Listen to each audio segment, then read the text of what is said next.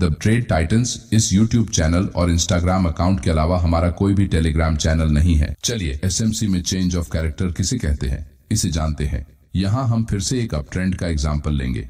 एक up trend में जब भी प्राइस इस तरह हायर लोज और हायर हाइज बनाकर ब्रेक ऑफ स्ट्रक्चर करते हुए आगे बढ़ती है तो हम इसे एक स्ट्रॉन्ग अप ट्रेंड कहते हैं। यहाँ प्राइस नीचे से लेकर यहाँ हायर पॉइंट तक आते हुए लगातार अपने पुराने हाइज को ब्रेक करते हुए आगे बढ़ी है, लेकिन एक पॉइंट के बाद प्राइस अपने पिछले हाई को ब्रेक करने के बजाय अपने पिछले लो पॉइंट को नीचे की तरफ ब्रेक कर देती है। अब पिछले कुछ समय से मार्केट में एक अप ट्रेंड चल रहा था जहां प्राइस हायर हाइज बना रही थी। इसका मतलब मार्केट एक ही दिशा और एक ही पैटर्न में मूव करते हुए एक जैसा बर्ताव कर रहा था, यानी कि उसका कैरेक्टर बुलिश था। लेकिन इस पॉइंट पर आने के बाद मार्केट अचानक से अपने पुराने हाई को ना ब्रेक करते हुए अपने पुराने स्विंग लो को ब्रेक कर देता है। इसका मतलब मार्केट ने अपने बुलिश स्वभाव से दूर जाकर यहां अपने पुराने कैरेक्टर के विपरीत जाते हुए एक बेरिश स्ट्रक्चर को फॉलो किया है, यानी कि उसके कैरेक्टर में बदलाव आया है। इसी बदलाव को स्मार्ट मनी कॉन्सेप्ट में चेंज ऑफ कैरेक्टर कहा जाता है। बहुत से लोग इसे चोंच या फिर चौक भी कहते हैं।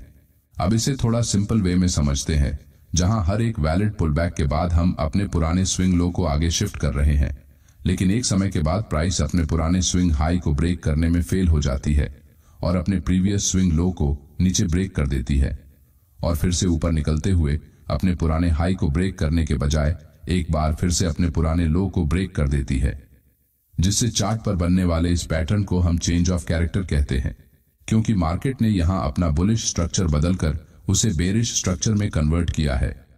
चेंज ऑफ कैरेक्टर को हम ट्रेंड में आने वाले संभावित बदलाव के रूप में भी देख सकते हैं।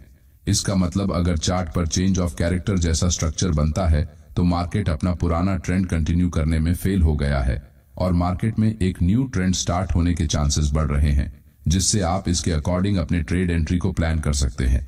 लेकिन कौन सा ब्रेक ऑफ स्ट्रक्चर और चेंज ऑफ कैरेक्टर वैलिड है और कौन सा इनवैलिड है, इसे कैसे पहचानना है, चलिए जानते हैं।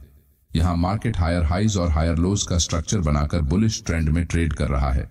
यहां पहली बार प्राइस अपने इस हाई को ब्रेक करती है और फिर से नीचे जाते हुए पुल बैक लेकर अपने पुराने हाई को ब्रेक करने की कोशिश करती है, जिससे चार्ट पर इस हाई पॉइंट के पास एक लॉन्ग विक कैंडल बनती है। लेकिन ये एक वैलिड ब्रेक ऑफ स्ट्रक्चर नहीं है, क्योंकि यहाँ कैंडल की क्लोजिंग प्रीवियस स्विंग हाई के ऊपर नहीं हुई है। इसलिए हम इसे स्मार्ट मनी कॉन्सेप्ट में एक लिक्विडिटी स्वीप कहते हैं, क्योंकि मार्केट ने यहाँ इस हाई के आसपास जो भी सेलर्स के स्टॉप लॉस लगे हुए थे उन्हें अब्सॉर्ब करने की कोशिश की है। थोड़ी देर बाद प्राइस एक छोटा सा पुल बैक लेकर ऊपर बढ़ते हुए अपने पुराने स्विंग हाई के ऊपर कैंडल क्लोज करती है, तो अब हम इसे एक वैलिड ब्रेक ऑफ स्ट्रक्चर कह सकते हैं।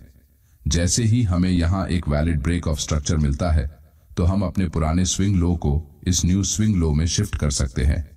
थोड़ी देर बाद प्राइस फिर से एक पुल बैक लेकर अपने पुराने स्विंग हाई को ब्रेक करने की कोशिश करती है, लेकिन यहाँ भी कैंडल इस स्विंग हाई के ऊपर क्लोज करने में फेल हो जाती है और प्राइस तेजी से नीचे गिर जाती है।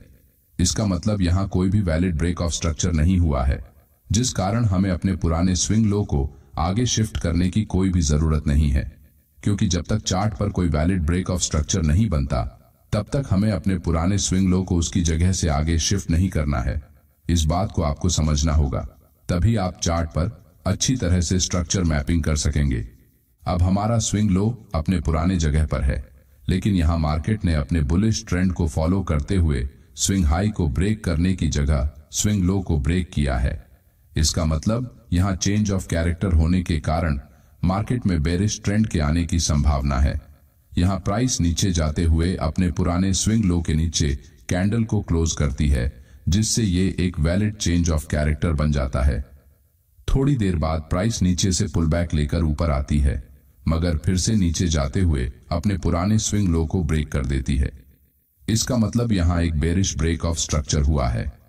अब ये पुल बैक वैलिड है या फिर इनवैलिड है, इसे जानने के लिए हम यहाँ फिर से फिबोनाची टूल को लगाकर देखेंगे।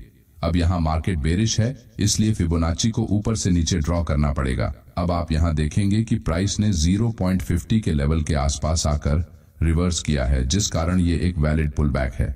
इसलिए प्राइस जैसे ही अपने पुराने स्विंग लो को नीचे ब्रेक करती है तो हम यहाँ ब्रेक ऑफ स्ट्रक्चर को मार्क करते हुए अपने पुराने स्विंग हाई को इस न्यू स्विंग हाई के पास ला सकते हैं।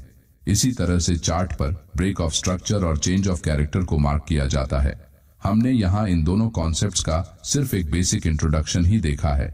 इसे चार्ट पर किस तरह से इस्तेमाल करना है इसके बारे में हम आने वाले वीडियोस में विस्तार से समझने वाले हैं।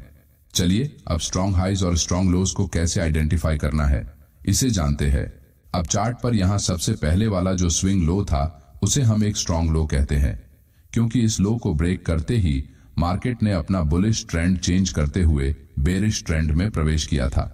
साथ ही यहाँ चेंज ऑफ कैरेक्टर से पहले वाले स्विंग हाई को सबसे स्ट्रॉन्ग हाई कहा जाता है, क्योंकि मार्केट में ये लेवल फ्यूचर में एक स्ट्रॉन्ग रेजिस्टेंस के रूप में काम आने वाला है और इसे ब्रेक करना मार्केट के लिए सबसे मुश्किल काम हो सकता है, क्योंकि यहाँ सबसे ज्यादा सेलर्स के स्टॉप लॉस मौजूद है, जिस कारण यहाँ सबसे ज्यादा सेलिंग प्रेशर होने के कारण इसे ब्रेक करना मार्केट के लिए थोड़ा मुश्किल काम है।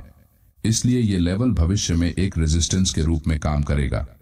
चार्ट पर ब्रेक ऑफ स्ट्रक्चर के बाद जब प्राइस रिट्रेसमेंट करती है तो उस समय वो अपने पुराने स्विंग हाई और स्विंग लोज के अंदर ही ट्रेड करती रहती है। उस समय यहाँ जो ये स्विंग्स बन रहे हैं उन सभी को इंटरनल स्विंग्स या फिर माइनर स्विंग्स कहा जाता है। इस तरह के स्विंग्स को चार्ट पर रिटेल ट्रेडर्स की लिक्विडिटी को ग्रैब करने के लिए बनाया जाता है। इसलिए इस तरह के इंटरनल स्ट्रक्चर में हमें अपनी ट्रेड एंट्रीज को करने से हमेशा बचना चाहिए। बहुत से रिटेल ट्रेडर्स को प्रो ट्रेंड या फिर मेजर ट्रेंड और माइनर या फिर काउंटर ट्रेंड को समझने में मुश्किल होती है। चलिए इसे सिंपल भाषा में समझते हैं। इस चार्ट में प्राइस यहां से लेकर यहां इस पॉइंट तक हायर हाइज और हायर लोज बना रही है। प्राइस एक्शन के हिसाब से ये एक बुलिश ट्रेंड कंसिडर किया जाता है। इसका मतलब मार्केट में मुख्य रूप से एक बुलिश सेंटीमेंट बना हुआ है, यानी कि मार्केट का मेजर ट्रेंड या फिर जिसे कुछ लोग प्रो ट्रेंड कहते हैं वो बुलिश है, क्योंकि प्राइस धीरे धीरे ऊपर बढ़ रही है।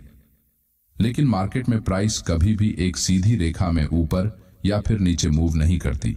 अगर प्राइस को एक जगह से दूसरे जगह जाना है तो उसे बायर और सेलर्स को ट्रेड एंट्री और एग्जिट करने का मौका देना पड़ता है।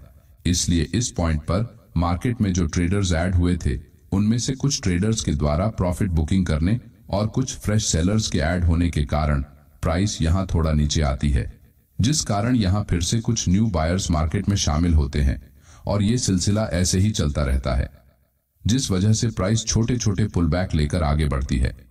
एक मेजर ट्रेंड की विपरीत दिशा में प्राइस के इसी बिहेवियर को हम माइनर ट्रेंड या फिर काउंटर ट्रेंड कहते हैं।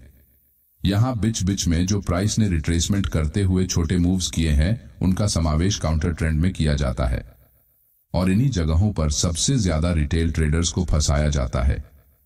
इसलिए अगर आपको अपनी ट्रेडिंग जर्नी में बड़े प्रॉफिट्स बनाने हैं तो आपका ध्यान हमेशा मार्केट में चल रहे मेजर ट्रेंड की तरफ ही होना चाहिए और उसी दिशा में आपकी ट्रेड एंट्रीज को आपको प्लान करना पड़ेगा।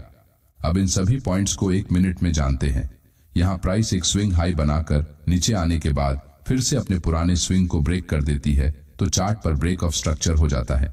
कुछ देर तक ऐसे ही हायर हाइस और हायर लो बनाकर ऊपर जाने के बाद जब प्राइस अपने आखिरी स्विंग लो को नीचे की तरफ ब्रेक करते हुए फिर से एक लोअर हाई लगाती है तो यहाँ चेंज ऑफ कैरेक्टर हो जाता है। यहाँ हमारा मेजर ट्रेंड बुलिश है, क्योंकि प्राइस हायर हाइज लगा रही है, तो ये बीच के जो पुलबैक है वो हमारा काउंटर ट्रेंड है। साथ ही ये स्विंग हाई और ये स्विंग लो स्ट्रॉन्ग है, तो ये बीच में बन रहे स्विंग हाई एंड लोज को हम वीक हाई एंड लोज कहते हैं और साथ ही इन्हें इंटरनल स्ट्रक्चर भी कहा जाता है। यहाँ ये एक इनवैलिड पुलबैक है, क्योंकि मार्केट यहाँ 50% से कम रिट्रेस हुआ है, तो ये एक वैलिड पुलबैक है क्योंकि यहाँ प्राइस ने डीप पुलबैक लिया है। इस वीडियो में हमने स्मार्ट मनी कॉन्सेप्ट्स के सिर्फ कुछ बेसिक कॉन्सेप्ट्स को कम समय में जानने की कोशिश की है। अगले वीडियो में हम इससे एडवांस्ड और एक्चुअल ट्रेडिंग में काम आने वाले कॉन्सेप्ट्स को 1 by 1 फुल डिटेल में चार्ट्स पर अच्छी तरह से समझने की कोशिश करेंगे। अगर आपको हमारा ये वीडियो अच्छा लगा तो वीडियो को लाइक और चैनल को सब्सक्राइब जरूर करें। धन्यवाद।